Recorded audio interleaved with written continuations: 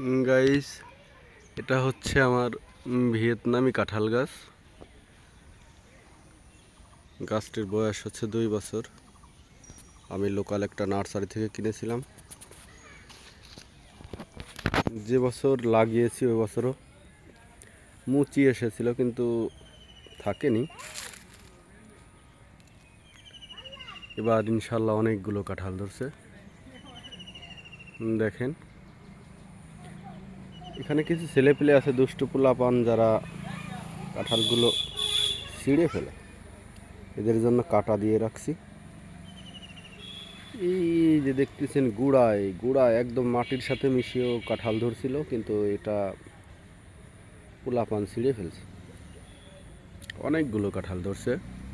কাঁঠালের ভিতরে pink colour এবং কষ নেই বললেই চলে।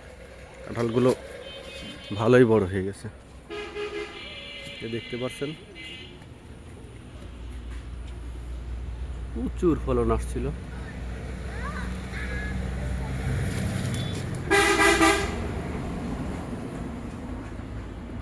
একদম মাটি সোজা মাটির সাথে মিশেও মুচি আসছিল এবং কাঁঠালগুলো বড় হয়ে গেছিল। কিছু পোলাপান গুলো ছিঁড়ে ফেলছে।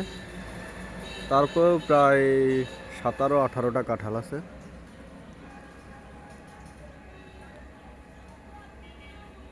দেখা যাক কি হয়।